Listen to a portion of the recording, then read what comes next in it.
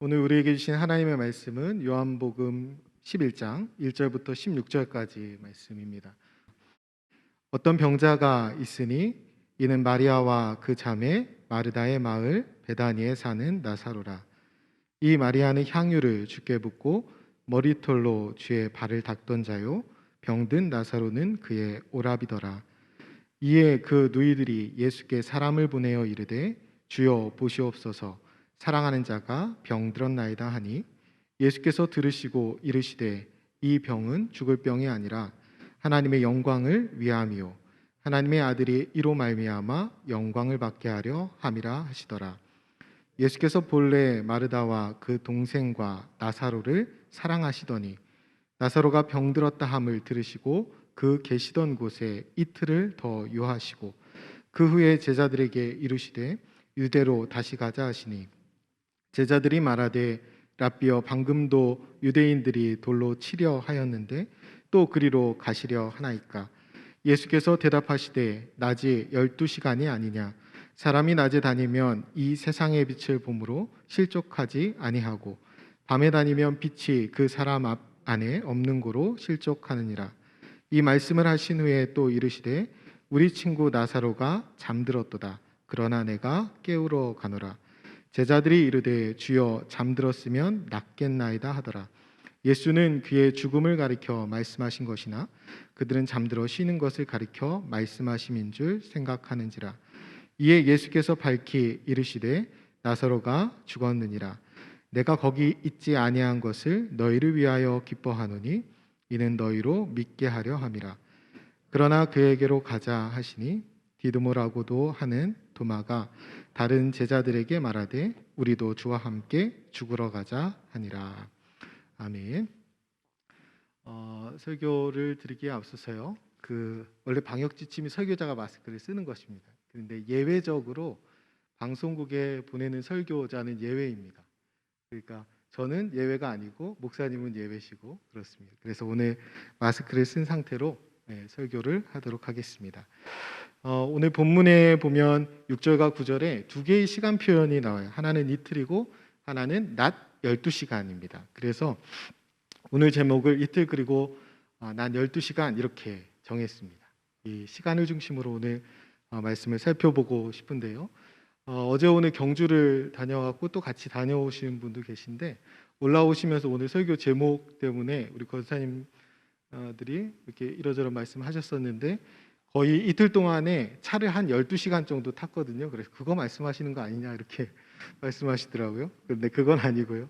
우리가 먼저 이틀이라는 시간을 중심으로 먼저 말씀을 살펴보면, 예수님께서 특별히 사랑하시는 가정에 사랑하는 나사로가 병들었다는 소식을 듣습니다. 그러니까 마르다와 마리아가 보낸 사람을 통해서 그 소식을 전해 들으시는 거죠. 그런데 그 소식을 전해 들으시고도 거기에서 이틀을 더 머무십니다. 이 말씀에서 중요한 그 강조점이 어디에 있냐면, 나사로가 병들었습니다라고 알린 것이 아니라 뭐라고 3절에 알리냐면 사랑하는 자가 병들었나이다 이렇게 알려요. 예수님께서 특별히 사랑하시는 그 자가 병들었나이다 이렇게 알리는 겁니다. 5절에 보면, 끝을 보면 사랑하시더니 이렇게 끝나요. 나사로를 사랑하시더니. 그 다음에 예수님이 하신 행위가 6절에 나오는데 이틀을 더 유하시고 이렇게 됩니다. 그러니까 움직임만 읽으면 사랑하셔서 이틀을 더 유하신 거예요. 이게 좀 말이 이상하잖아요. 사랑하시면 그 병든, 그 사랑하는 자가 병들었다는 소식을 들으면 당장에 움직이셔야 되는데 이것만 보면 사랑하는 것 같지가 않은 거예요. 그런데 요한복음에 기록되어 있는 오늘 본문의 내용만 보면 예수님이 특별히 거기에 이틀을 더 유하실 만한 다른 이유가 없어 보입니다. 그러니까 예수님은 사랑하시면서도 일부러 그 자리에 이틀을 더 유하시는 거예요.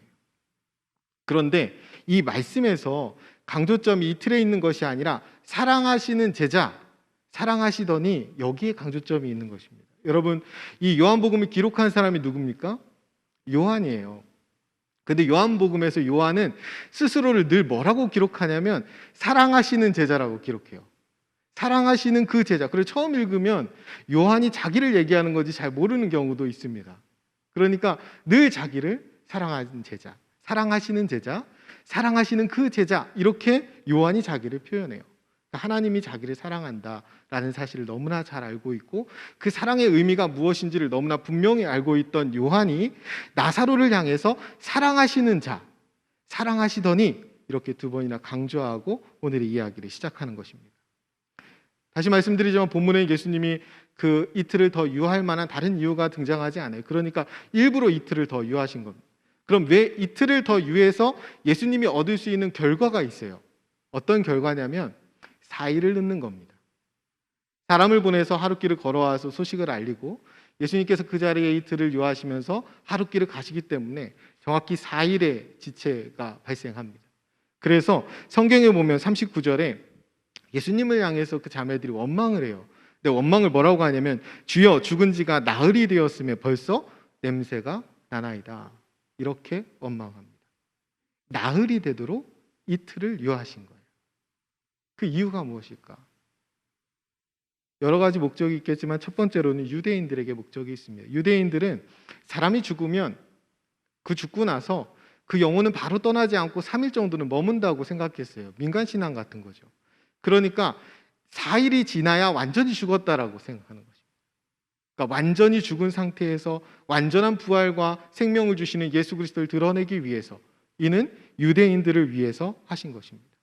또 하나는 제자들과 그리고 마르다, 마리아, 나사로를 위해, 그러니까 이 나사로의 가족을 위해서 그런 거예요.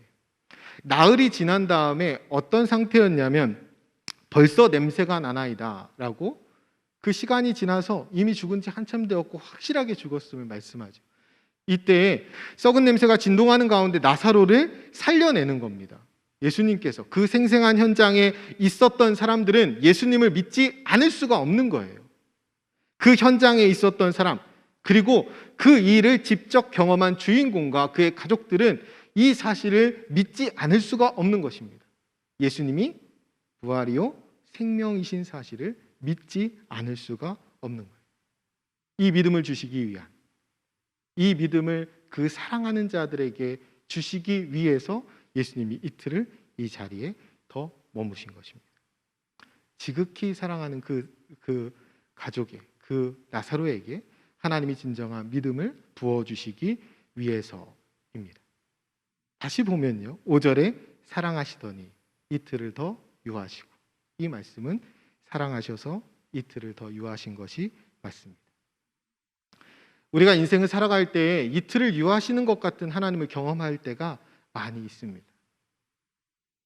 내가 원하는 시간에 그 일이 일어나지 않으면 우리 안에 평안이 깨지고 불안해집니다. 그리고 의심하게 되고 원망하게 됩니다. 불평하게 되죠. 우리가 그런 일들이 일어날 때마다 우리는 이틀을 유하시는 하나님을 맞닥뜨리게 되는 겁니다. 우리 인생에는 그런 순간들이 많이 있어요.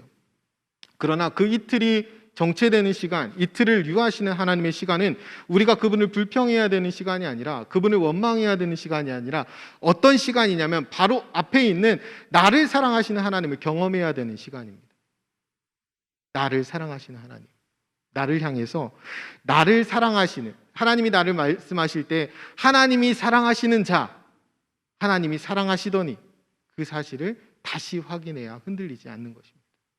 우리에게 흔들릴 수밖에 없는 이틀의 시간이 유해지는 그 시간 가운데 우리가 하나님 앞에 할 일들은 우리의 흔들리는 모습을 붙잡고 하나님 앞에서, 그렇지, 하나님이 나를 지극히 사랑하시지, 하나님이 나를, 하나뿐인 아들 예수 그리스도를 내어주시기까지 사랑하시지, 그 사실을 확인하는 것입니다.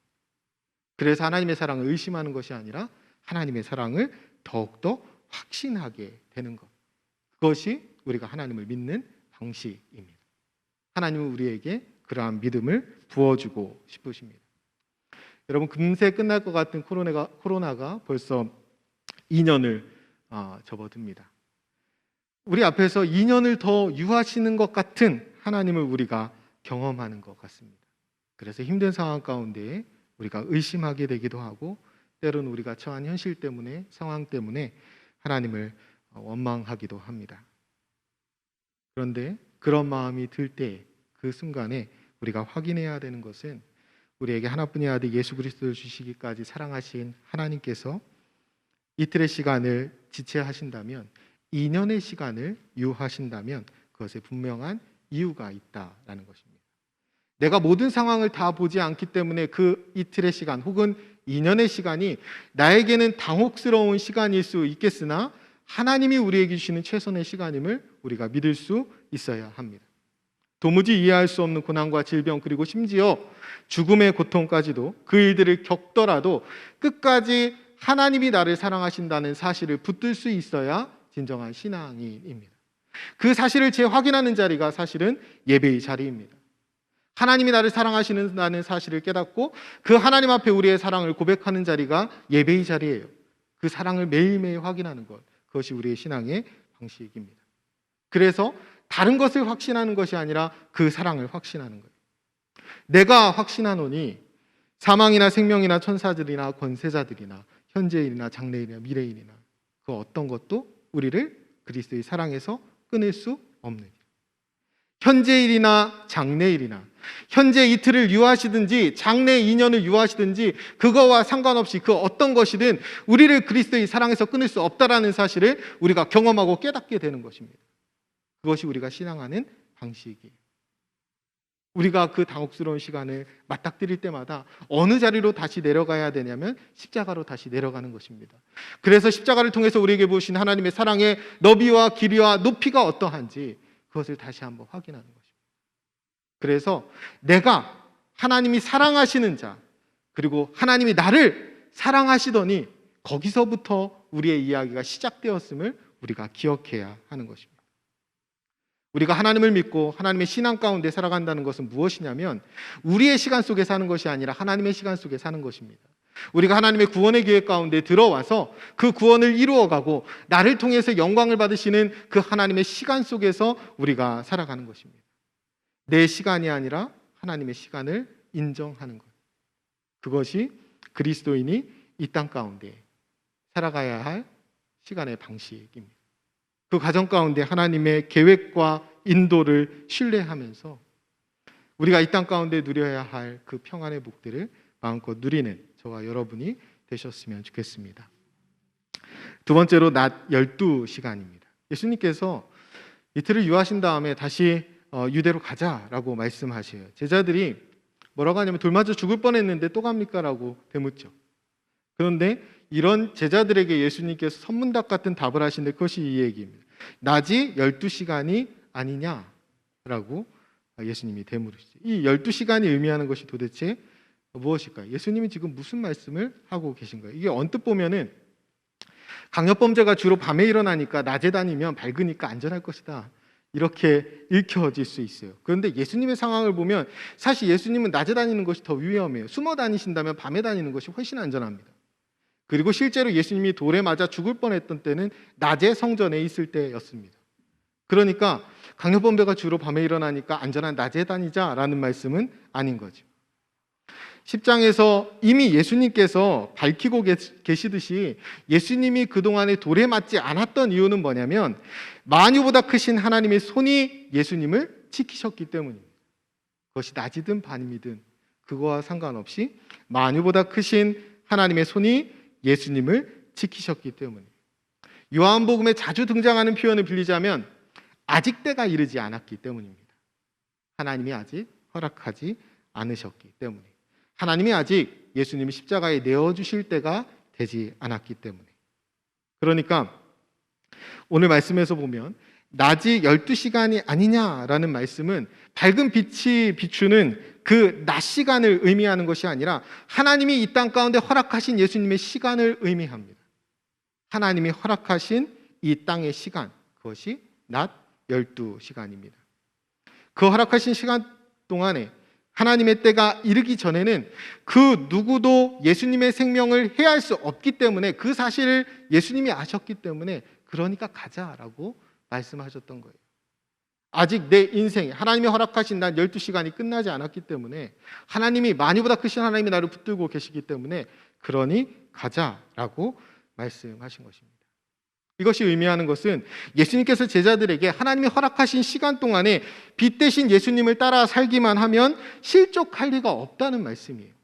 반대로 하나님이 허락하신 시간 동안에 빛 대신 예수님을 따라 살지 못하면 대낮에 행할지라도 하나님을 향해서, 예수님을 향해서 돌을 던지는 그 실족하는 자리로 떨어질 수 있다고 제자들을 경고하고 있는 것입니다. 하나님이 허락하신 시간 동안에 빛 대신 주님을 따라 살지 않으면. 여러분 10절에 뭐라고 말씀합니까? 낮에 다니면 빛이 그 사람 안에 없는 고로 실족하느니라. 여러분 이 말씀 되게 주목해서 보셔야 돼요. 뭐냐면 낮에 다녀서 눈에 뵈는 게 없어서 넘어진다는 말이 아니에요. 낮에 다니면 빛이 그 사람 안에 없는 고로 실족하느니라. 그 사람 안에 빛이 없어서 실족. 앞이 깜깜해서 실족한다는 말이 아니라 안에 빛이 없어서, 그 사람 안에 빛 대신 예수 그리스도가 없어서, 그 사람 안에 빛 대신 예수 그리스도의 말씀이 없어서 실족한다는 말씀입니다. 내 속에 빛이 없으면 늘 실족하는 인생을 살 수밖에 없음을 경고하는 말씀입니다. 하나님께서 우리에게 시편 119편을 통해서 분명하게 말씀해 주셨어요. 주의 말씀은 내 발의 등이요 내 길의 빛이니이다. 그것이 없으면 밤에 다녀서 실족하게 되는 거예요. 빛이 그 안에 없기 때문에. 그러므로 그리스도인들이 하나님의 말씀 없이 그 빛을 내면에 담지 않고 삶을 살아간다는 것은 눈뜬 장님같이 살아가는 것과 똑같습니다. 실족하게 될 겁니다. 하나님의 말씀은 우리에게 그 빛을 내면에 담으라는 말씀이에요. 묵상하라는 말씀이고, 읽으라는 말씀이고, 암송하라는 말씀이고, 간직하라는 말씀이에요. 그래서 그 말씀을 기준 삼아서 인생의 걸음을 걸어가라는 거예요. 그것을 등을 삼고 빛을 삼아서 인생을 걸어가라는 거예요. 하나님 말씀을 주시죠. 그럼 그 말씀으로 거울과 창을 삼아서 나를 비추어 보고 창문을 통해서 세상을 보듯이 그 말씀의 창을 통해서 세상을 보는 시선을 가지라라는 말씀입니다. 그래야 우리가 실족하지 않는다라는 하나님의 권면의 말씀이에요. 죽을 수밖에 없는 우리에게 하나님께서 생명을 주셨습니다. 밤에 다니면서 살면서, 밤에 살면서 실족할 수밖에 없는 우리 인생에 하나님이 찾아오셔서 낮에 살면서 주님의 영광을 위해 실족하지 않는 그 영광을 위해 살 수 있는 복된 인생으로 하나님이 우리를 불러주신 것입니다. 말씀의 빛을 우리 내면에 날마다 비추면서 그 복된 길을 걸어갈 수 있었으면 좋겠습니다. 우리의 영혼에 말씀의 빛을 채우고 우리 영혼이 하나님을 갈망하며, 우리가 특성으로 찬양했던 것처럼 우리 영혼이 주님을 바라보면서 영혼이 주님을 찬양하면서 그렇게 걸어가는 것, 그것이 실족하지 않는 인생, 그 인생을 살아가는 하나님이 우리에게 알려주신 비결입니다. 낮이 12시간입니다. 하나님이 우리에게 허락하신 인생의 낮 시간은 생각보다 짧습니다. 시편 90편에 뭐라고 말하냐면 우리의 연수가 70이요 강건하면 80이라도 그 연수의 자랑은 수고와 슬픔뿐이요 신속히 가니 우리가 날아가나이다. 우리의 낮 시간이 신속히 가고 날아갑니다. 그렇게 빨리 지나갑니다. 그러니까 우리는 이 낮 시간을 허비하지 말아야 합니다. 하나님 우리에게 세월을 아끼라, 때가 악하니라 라고 경고해 주셨습니다.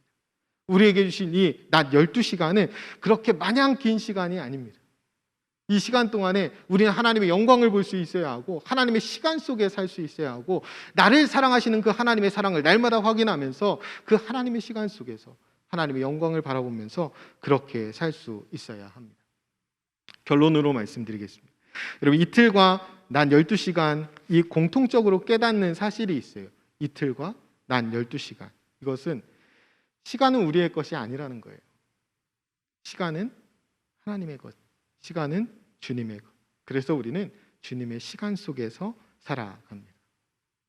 여러분 주님의 시간 속에서 살아간다는 의미가 굉장히 중요한데요. 주님의 시간 속에서 살아간다는 의미는 예수님께서 낮의 시간을 사셨기 때문에, 예수님께서 빛을 보고 계셨기 때문에 이틀을 더 유하실 수 있었던 거예요.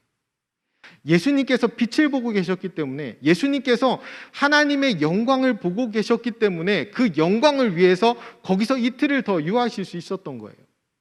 그러니까 이것이 주님의 시간 속에서 사는 의미입니다. 우리가 2년의 코로나 그 시대, 코로나 시간을 살아가고 있지만 우리가 이 시간 속에서 하나님의 영광을 볼 수 있어야 합니다. 이 시간 속에서 하나님의 영광을 보는 사람만이 주님의 시간 속에서 사는 거예요. 이 시간 속에서 하나님이 하실 일들, 그리고 하나님이 나를 통해서 하실 일들, 하나님이 받으실 영광들을 우리가 바라볼 수 있어야 합니다. 그래야 하나님의 시간 속에서 살아가는 것입니다. 우리가 오늘 이 자리에 모여서 그리고 인터넷으로 함께 예배하는 이유, 우리가 이 시간에 함께 유하는 이유가 무엇입니까? 그것은 하나님의 계획과 하나님의 인도를 신뢰하며 우리의 갈 길을 인도하여 주시는 주님의 뜻에 따라 살기 위해서, 그 뜻을 알기 위해서, 그래서 주님의 시간 속에 살 뿐 아니라 하나님의 영광을 위해서 사는 우리가 되기 위해서 이 시간에 우리가 멈추어서 이 자리에 하나님을 주목하며 예배하고 있는 것입니다. 하나님의 말씀에 귀를 기울이고 있는 것. 우리가 하나님의 뜻대로 살아가는 것, 하나님의 인도대로 걸어가는 것, 빛 대신 주님을 따라서 우리의 삶을 살아가는 것, 그래서 하나님께 영광을 올려드리는 것. 그래서 우리에게 주신 이 시간들이 주님을 위한 시간으로 바뀌어질 수 있도록 그렇게 살아가는 것이 복된 그리스도인의 삶입니다. 하나님께서 예수님을 통해서 이 사랑하시는 나사로를 살리시죠. 근데 나사로도 결국에는 죽습니다. 근데 중요한 것은 그 나사로의 인생의 난 12시간, 나사로가 살았던 인생의 시간은 어떤 시간으로 바뀌냐면 예수님의 부활과 생명을 드러내는 시간으로 바뀝니다. 예수님의 부활과 생명을 드러내는 시간으로 승화됩니다. 그리고 나사로가 살았던 공간, 이 베다니는 나사로가 태어난 공간으로 기록되는 것이 아니라 예수님께서 죽은 자를 살리신 베다니로 기억됩니다. 우리가 사는 시간과 공간, 그 공간이 주님의 시간이 되고 주님의 공간이 되면 하나님이 영광을 받으시는 사건이 되고 하나님이 영광을 받으시는 일들이 됩니다. 우리에게 허락하신 시간 동안에 우리 모두가 코로나 시대를 살아갑니다. 우리가 모두가 어려운 시대를 살아가요. 그러나 누구는 그 시간 가운데 하나님께 영광을 올려드리고 그 시간 가운데 자기가 선 땅을 하나님이 영광을 받으시는 땅으로 바꾸어 갑니다. 여기 계신 저와 여러분이 그렇게 하나님께 영광을 올려드리는 그러한 삶을 사실 수 있었으면 좋겠습니다. 우리가 주님의 시간 속에 살아가고 있음을 기억하고 그리고 우리에게 허락하신 이 시간들이 주님을 위한 시간이 되게 하겠다는 그 결단의 고백으로 우리가 함께 찬양했으면 좋겠습니다.